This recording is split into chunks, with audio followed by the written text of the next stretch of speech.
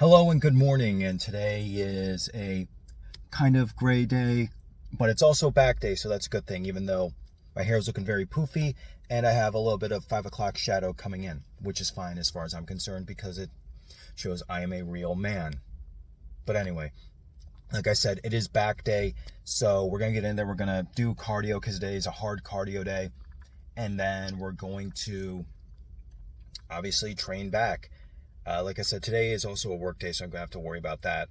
Um, but that'll come and go as we please, or not as we please, but that'll come when the time comes.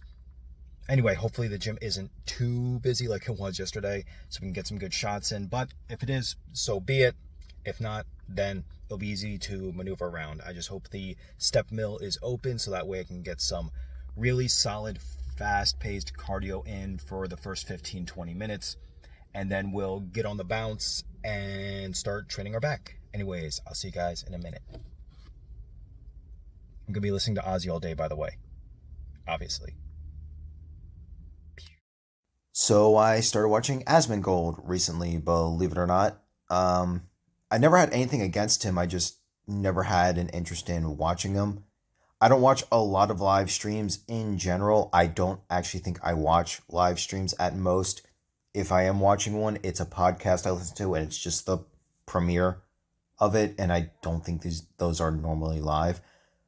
But with Asmongold, he kind of just started playing in the background when I was getting things cleaned up.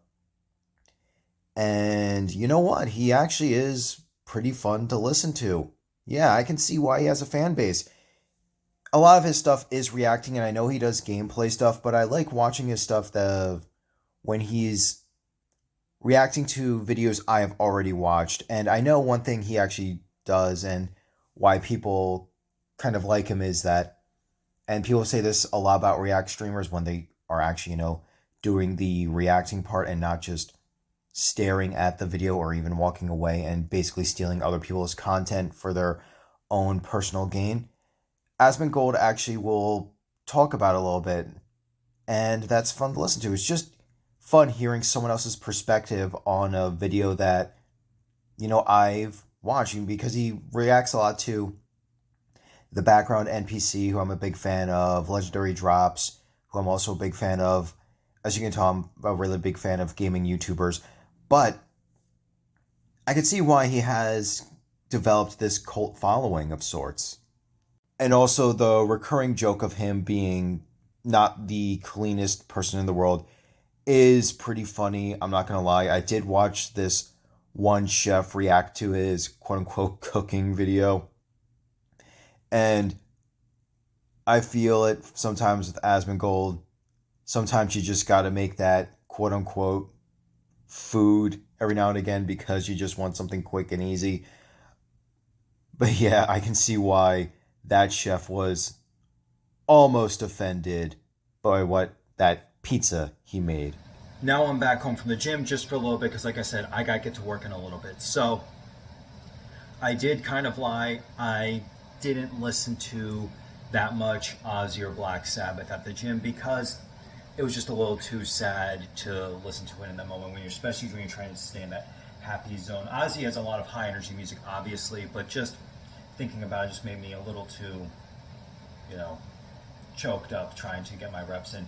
I did listen to I did listen to plenty of them while I was doing my cardio work, but during the actual lifting and training, I actually put on a lot of covers of Ozzy stuff. So still got the vibe of him, but wasn't him directly. I'll still listen to him as the week goes on, obviously. But like I said, I gotta get ready for work. I gotta make my protein drink. Still have plenty of that left. And eat one more apple, a little bit of apple cider vinegar. I took a cold shower today at the gym, and I've been taking cold showers more often because they've been making me feel much more awake and alive. So let me get my drink, let me get to work, and I'll catch you guys later tonight. Peace. And now that I'm back home from work, it's time for the nightly conversation. Now, what do I want to talk about? I actually want to talk about stop killing games because it's, kind of a relevant thing right now, and I thought it'd be pretty fun to talk about. So, Stop killing games. And obviously, I agree with it. But what does that mean? I think it means a lot. Like, there's the generic thing of like, I don't even want to see generic, but they basically want regulation on games so that way, if weird legal stuff has to happen, they can't just up and end the game without a game plan and then just leaving those who paid for the game high and dry. And they have to have like some type of post game plan. I'm saying game a lot here for it afterwards. And this kind of started, I believe this might have predated the crew, but I know when the crew went offline, that's what really kicked it into high gear. And I think it is something that kind of needs to be talked about because it does fall in line with game preservation. Because sometimes, you know what, games just aren't that good, but they are still art. And does art need to be preserved? Yeah, it does. Even if it's not great art, I think art has its place, even bad art. I mean, I played through Plumbers Don't Wear Ties. I played through Corpse Killer. You know, I played through the games that the Angry Video Game Nerd talks about a lot because you know what? If you don't have bad art, then how can you truly appreciate good art? Not just that, bad art can also be stuff that is just entertaining in its own right. That's why the Angry Video Game Nerd became so popular because one, it's such an exaggerated character, but he's talking about these games that are just downright terrible. Not all of them are that bad, but just him discussing over and over, and we see everything that went wrong. You know, you got your Superman 64s, you got your ETs, but let's be honest, ET isn't really that bad, even given his time. Infamously, Plumbers Don't Wear Ties, Simon's Quest, which is actually a really good game. I mean, people know that now, but back then it was kind of popular to rag on. But again, a lot of this comes down to more preservation for me, more so than just the legal stuff. You know what I mean? Because I gotta show this off. It's the reason I bought a physical copy of The Precinct and I didn't get it offline. Yeah, I had to spend more money to get this, but I still haven't opened it yet because I'm playing through Clair Obscur. Because I have a feeling that once I'm done with such an epic RPG like Clair Obscur, 100%, by the way, I'm going to need something a little bit more. I mean, obviously there's going to be like difficulty to this, but something that's not as intense, you know what I mean? So I'm holding on to this and then going to start playing that as soon as I'm done with that. Then I'm going to move on to Metaphor Refantasio. Going to try 100% that, but I saw how long that's going to take to do, but we'll get to that when it comes. But the reason I got people call me crazy for wanting the actual physical copy of certain games is because if licensing deals and stuff like that give out and I deleted it from my system, I can't re-download it if the licensing deal is over. So more often than not, I prefer to get the physical copy in case just someday I go, you know what, I want to play The Precinct again, just out of nowhere. And a lot of when it comes to licensing issues, you know, you have like video game adaptations and things like that. The Deadpool game, the Wolverine game, a lot of the Ninja Turtles games are good examples of this. You can buy physical copies of the Deadpool and Wolverine game, but they're pretty pricey now because, you know, you had the Deadpool Wolverine movie come out a couple of months ago, or last year. Very fun movie, by the way. I enjoyed it when I saw it in the theater. And now those prices skyrocketed, and now you can't get them digitally because the licensing ran out, and that really sucks. And there's a lot of Ninja Turtles games, too, that are digital only. One of them is called Ninja Turtles Out of the Shadows. Can't get it anymore because that license ran out. Isn't that fun? You just can't get it because a bunch of lawyers said, yeah, no, this is over. I mean, if you already had it downloaded, then you still have it. But if you didn't get it when it was still up for sale, or if you deleted it to make room in your system, womp womp, and you can't get refunded for it either. The license runs out. You basically got ripped off. And that's why I think every game should have a physical copy released along with it, even if it's something that only Limited Run does or some other limited company goes through. Because that's another thing about Stop Killing Games for me is making sure things are preserved for all art. Because video games are probably the newest form of art out of all the ones we have when it comes to, paintings, moldings, movies, music. Video games is one of those forms of art that's still very new. And we've learned the hard way throughout the years that new forms of art normally aren't taken seriously. Video games haven't been taken seriously for a while. It's only within relatively recent years that it's become kind of like a actual thing for people to kind of appreciate and truly see as art. But the downside to that is now it's seen as a business and business only. So a lot of it comes down to how much money can we make, how much money can we make. And that's why we see prices going up. That's why we see free games that have like where you're just meant to play it for the rest of your life and you're meant to just constantly spend money going forward. I mean, if you like those types of games, that's fine, I guess, but give me that single player action game any day of the week, or single player RPG. Give me that single player game any day of the week before I play some multiplayer game that I'm going to find fun for like 2 weeks and then bail out of. Everyone says Helldivers is fun though, so that's a caveat. That's the exception to the rule. But yeah, a lot of this does come down to actual preservation, because look at the crew. Like I said, that's just gone. Can't play it. Even if the thing that's wild is, even if you had a physical copy of it, they shut down the servers. You can't play it. Isn't that wild that they can just do that?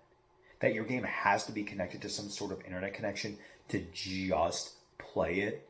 That is insane. I mean, it's in the other room. But I have Battleborn, right? That was a multiplayer game, and it got turned off. The servers got turned off, which, in theory, a lot of video games, once their cycle is over, the servers do shut down. That's fine. However, that game had a single-player mode, and you can't even play that anymore. Single player with quotes around it because it was intended to be played with more people, but you could play it by yourself. I did. I played that by myself. I got that game day one, and guess what? I can't do anymore. I can't put that disc into my PlayStation and play a little bit of it because they completely shut down the servers, and that sucks because it wasn't that bad of a game. I think it's pretty underrated. I preferred it over Overwatch, if I'm going to be honest. But that's what I'm talking about. I think Overwatch, the first Overwatch servers also got shut down once Overwatch 2 came out. And I think people preferred the first Overwatch because Overwatch 2 had a lot of promises that they didn't even follow through with. Man, like when you really sit down and think about it, it's like all these pieces of art that are just gone now because either weird licensing or they just didn't want to keep up with the servers anymore. And I know keeping up servers costs a lot of money, so it's not free for them to do. But they're like having no backup plan for when you want to wrap it up, or even having no end date, because that's something that I think should be established before you buy a game. Like, I know now on Steam they say you're buying a license, you're not actually buying the game. But even with like a physical copy, there should be like a warning or something like that on here saying, "Hey, this is going to expire blank time." I mean, technically, even physical copies can expire because disc rot does happen, but to think that single-player games can just be shut off. Because even Anthem, say what you want about it, that has a mode where you can play by yourself. So the fact that it is actually wild, you need to be connected to a server that can get shut off just to play that. You don't have to like Anthem at all. It's kind of just an average game. But it doesn't mean that it doesn't deserve to exist, or if someone who really does enjoy it, who loves playing it, shouldn't be allowed to play it because someone decided to tie everything to a server. Like I said, just have a backup plan. Just something so that way the customer isn't getting screwed out of their money. Because that's ultimately is what happening in the end. I mean, it's years later, but you still paid that $60. Like that's not fun. Because when I buy a movie, like When I bought Poultrygeist, they can't turn off the server and say, you can't watch this ever again. I can put this into my DVD player and start watching it and enjoying myself.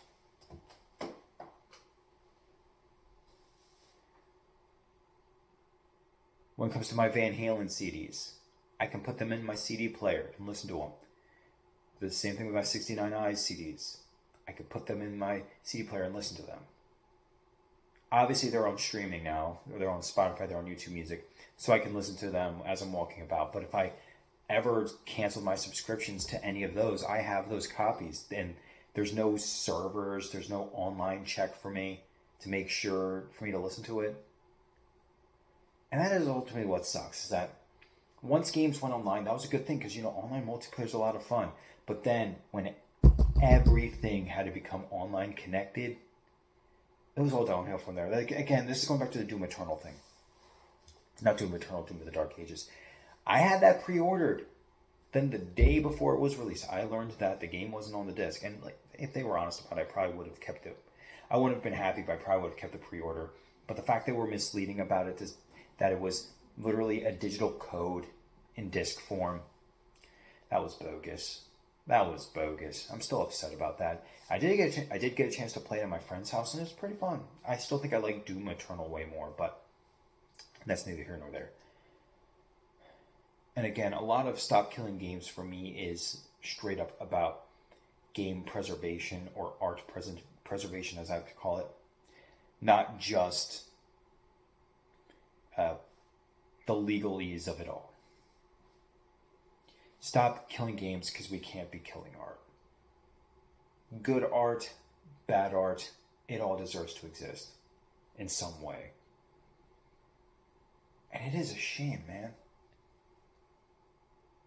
Because people liked The Crew, I think. And then The Crew 2 came out, and then they just said, hey, guess what? No, you don't have this anymore. We can make rules of exception. Like, obviously, there's things to be talked about games that are free. And if you spend money on those microtransactions and then you're not getting your money back if that server shuts down. Because, it's all just glorified rentals at that point. Even that's what sucks. Even with physical copies, not even talking about Doom of the Dark Ages, but physical copies that are with games that are tied to a server. Those are even also just glorified rentals. They just come with a disc. This doesn't count, but it's in my hand right now. Man. Can't playing games just be fun again? Why do we have to worry about servers? Why do we have to worry about a bunch of microtransactions? Why does there have to be drama when it comes to just playing video games? And that's why I was excited for Clair Obscur. That's why I want to play Metaphor ReFantasio. That's why The Precinct is probably going to be one of my favorite games of the year, even though it's literally only 5 gigabytes of data and is just a random indie game that came out of nowhere. Because these games are first and foremost fun, and there's no weird behind-the-scenes stuff that makes me required to either tie it to a server or install it from the digital store, even though I bought my own physical copy. At least I think that's how it is for recent Fantasio. I think. I could be wrong. I hope not. But I haven't bought it yet, so I've got to be sure.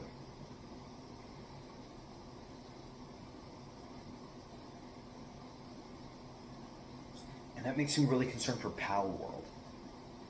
Because Power World looks really fun, and I do want to play it, but if Nintendo keeps pecking at them, are they just going to say, you know what, we can't afford to fight this anymore, and then they just shut it down? Would they do that? That would suck. Because people are loving Power World. And the people who love Power World should be allowed to play it. That's more Nintendo being nefarious than anything else. That one, I know people are kind of ragging on Nintendo now, but that's the thing that is, I'm just I think everyone's agreeing here, but I'm just seriously? You're taking a game that's inspired by Pokemon and you're just gonna be bullies about it? Because that's also where Stop Killing Games is important. Things like Pal World, where a company says, hey, this is kind of, but not really close to what we made, but you can't have that. And then it's just gone. Because I think Pal World is something that might have to be connected to a server also, because I think it's a randomly generated game. I don't know. But man, to think a game can just be gone because another company is bullying another one. Like I said, for me, Stop Killing Games is about art preservation. Because we need more quality art. And not just a bunch of art that can just be taken. Anyways, this is probably something I'm going to have to think about even more. This is just kind of an off-the-cuff thing that I wanted to talk about out of nowhere. But hey, check this out. My roommate, him and I went to too many games, and he got these coasters. And I actually have both these games, physical copies, so at least I know that those games can't be killed. Anyways, guys, by the way, Teenage Mutant Ninja Turtles 4 Turtles in Time is the Poultrygeist of beat-em-ups. But anyway, I got to do my mobility drills. I got to call it a night. I want to play a little bit of Clair Obscur before I go to bed. And I'll catch you guys later. Peace.